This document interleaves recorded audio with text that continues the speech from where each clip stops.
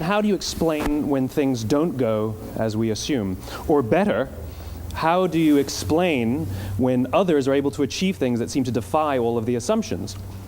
For example, why is Apple so innovative?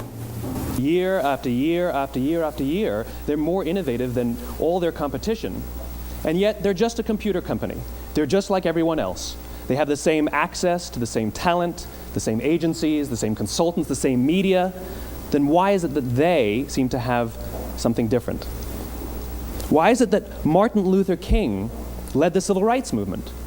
He wasn't the only man who suffered in a pre-civil rights America, and he certainly wasn't the only great orator of the day. Why him? And why is it that the Wright brothers were able to figure out controlled powered manned flight when there were certainly other teams who were better qualified, better funded, and they didn't achieve powered manned flight, and the Wright brothers beat them to it? There's something else at play here. About 3.5 years ago, I made a discovery, and this discovery profoundly changed my view on how I thought the world worked, and it even profoundly changed the way in which I operate in it. As it turns out, there's a pattern. As it turns out, all the great and inspiring leaders and organizations in the world, whether it's Apple or Martin Luther King or the Wright brothers, they all think, act, and communicate the exact same way, and it's the complete opposite to everyone else. All I did was codify it. And it's probably the world's simplest idea. I call it the golden circle.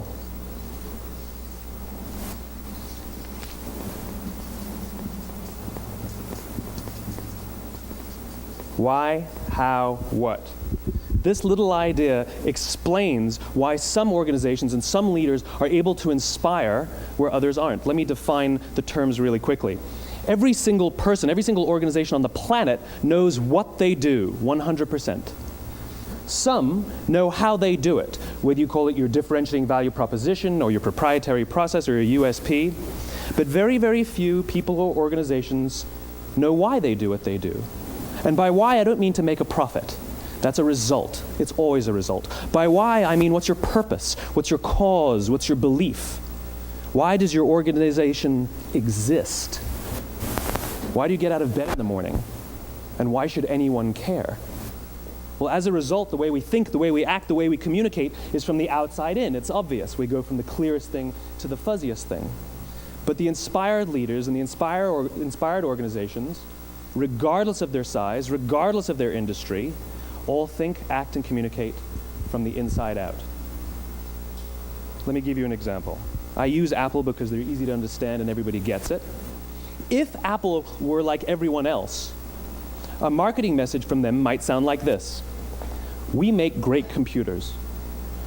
They're beautifully designed, simple to use, and user-friendly. Want to buy one? Meh. And that's how most of us communicate. That's how most marketing is done, that's how most sales is done, and that's how most of us communicate interpersonally. We say what we do, we say how we're different or how we're better, and we expect some sort of behavior, a purchase, a vote, something like that. Here's our new law firm. We have the best lawyers with the biggest clients. We always perform for our clients, do business with us. Here's our new car. It gets great gas mileage. It has, leather seats. Buy our car. But it's uninspiring. Here's how Apple actually communicates. Everything we do, we believe in challenging the status quo. We believe in thinking differently. The way we challenge the status quo is by making our products beautifully designed, simple to use, and user-friendly. We just happen to make great computers. Want to buy one? Totally different, right? You're ready to buy a computer from me. All I did was reverse the order of the information. What it proves to us is that people don't buy what you do, people buy why you do it. People don't buy what you do, they buy why you do it. This explains why every single person in this room is perfectly comfortable buying a computer from Apple. But we're also perfectly comfortable buying an MP3 player from Apple, or a phone from Apple, or a DVR from Apple.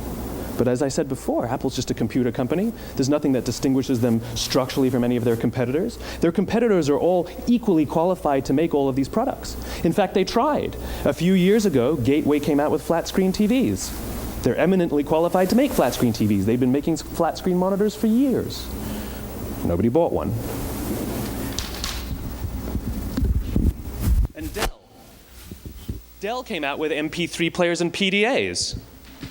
And they make great quality products, and they can make perfectly well-designed products, and nobody bought one. In fact, talking about it now, we can't even imagine buying an MP3 player from Dell. Why would you buy an MP3 player from a computer company? But we do it every day.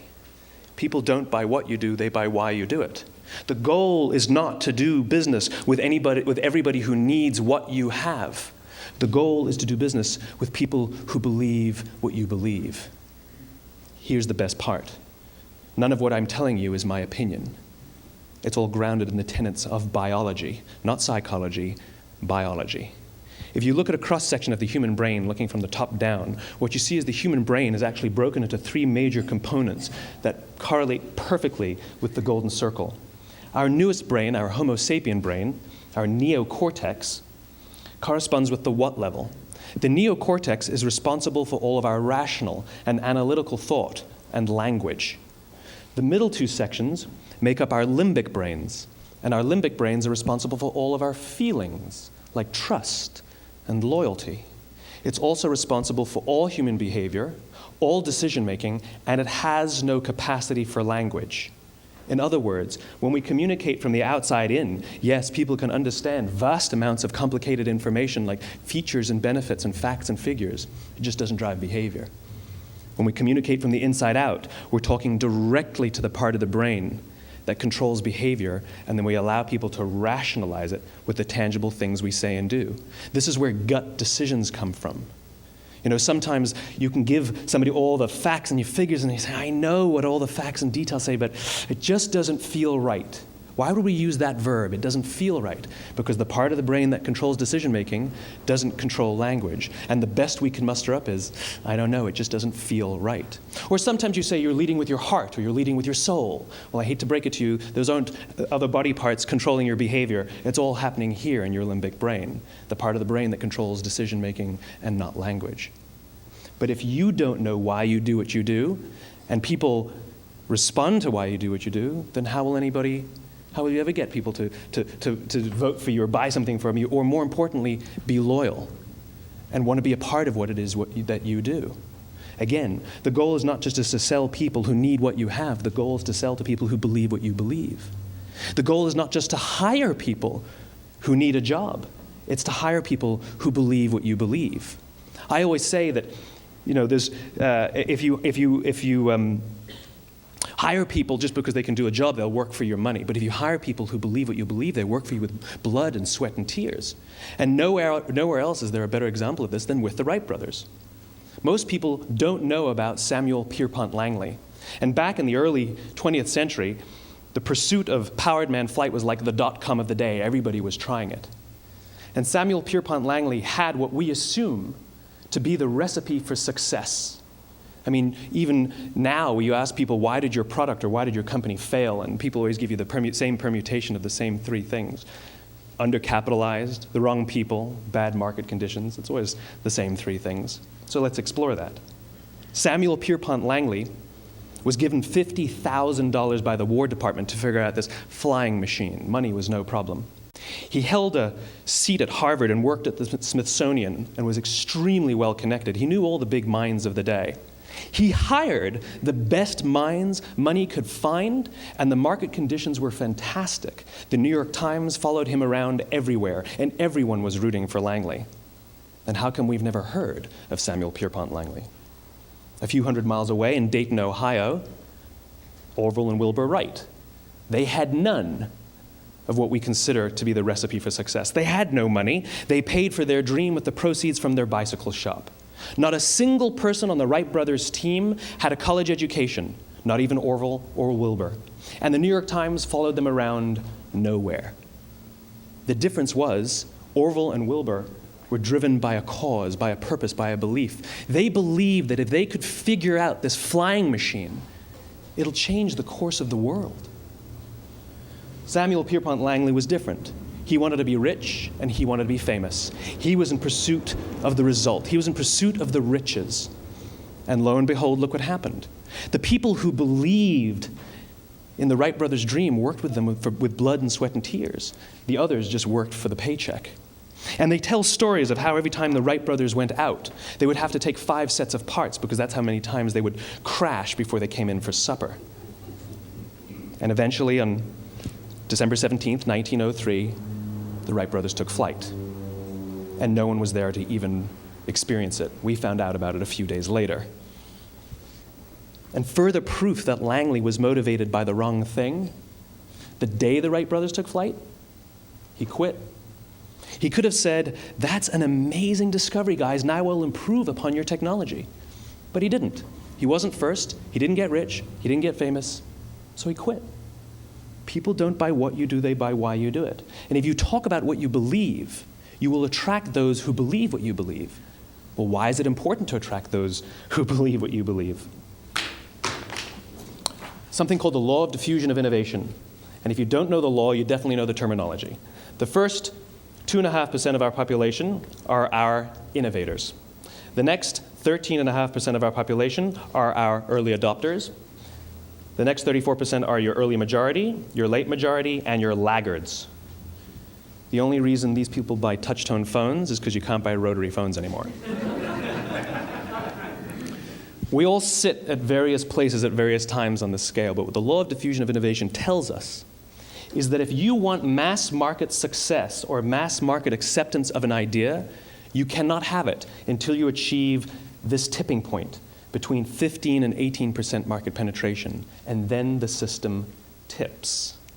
And I love asking businesses, what's your conversion on new business? And they love to tell you, oh, it's about 10%, proudly. Well, you can trip over 10% of the customers.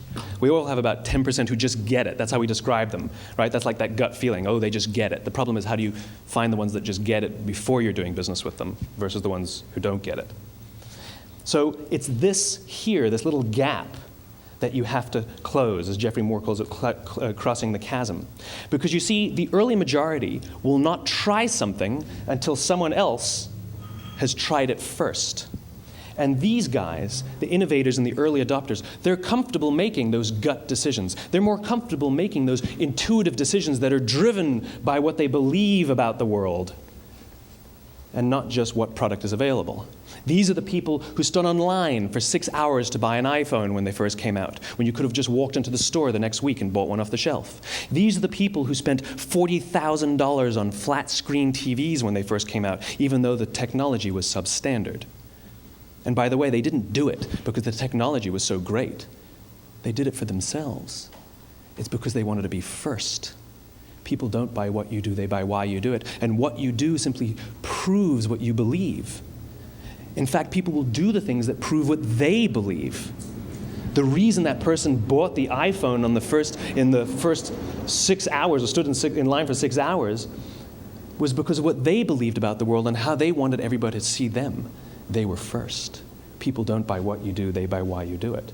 So let me give you a famous example, a famous failure and a famous success of the law of diffusion of innovation. First, the famous failure.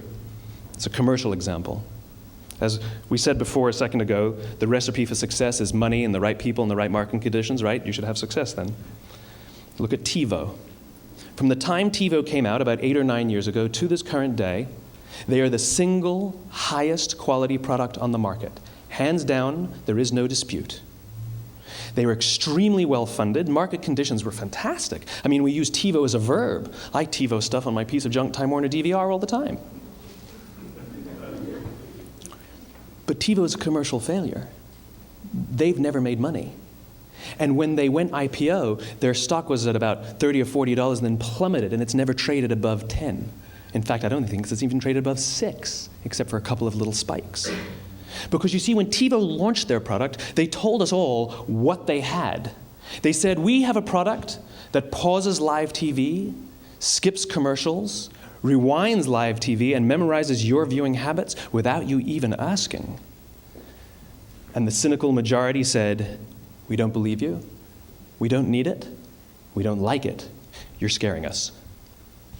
What if they had said, if you're the kind of person who likes to have total control over every aspect of your life, boy, do we have a product for you. It pauses live TV, skips commercials, memorizes your viewing habits, etc., etc. People don't buy what you do, they buy why you do it, and what you do simply serves as the proof of what you believe. Now let me give you a successful example of the law of diffusion of innovation. In the summer of 1963, 250,000 people showed up on the Mall in Washington to hear Dr. King speak. They sent out no invitations, and there was no website to check the date. How do you do that? Well, Dr. King wasn't the only man in America who was a great orator. He wasn't the only man in America who suffered in a pre-civil rights America. In fact, some of his ideas were bad. But he had a gift. He didn't go around telling people what needed to change in America. He went around and told people what he believed. I believe, I believe, I believe, he told people. And people who believed what he believed took his cause and they made it their own, and they told people. And some of those people created structures to get the word out to even more people. And lo and behold, 250,000 people showed up on the right day, on the right time to hear him speak. How many of them showed up for him? 0. They showed up for themselves.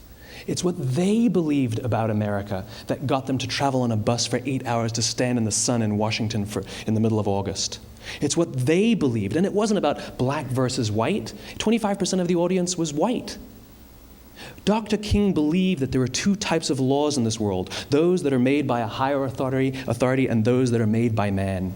And not until all the laws that are made by man are consistent with the laws that are made by the higher authority will we live in a just world. It just so happens that the civil rights movement was the perfect thing to help him bring his cause to life. We followed him not for him, but for ourselves. And by the way, he gave the I have a dream speech, not the I have a plan speech. Listen to politicians now with their comprehensive 12-point plans. They're not inspiring anybody. Because there are leaders and there are those who lead. Leaders hold a position of power or authority, but those who lead inspire us. Whether they're individuals or organizations, we follow those who lead not because we have to, but because we want to. We follow those who lead not for them, but for ourselves. And it's those who start with why that have the ability to inspire those around them or find others who inspire them. Thank you very much.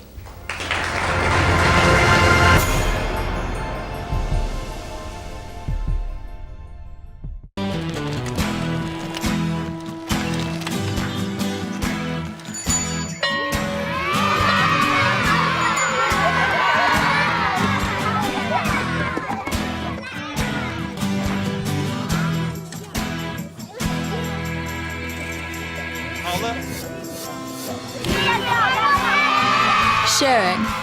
That's video on the Human Network. Siska, welcome to the Human Network.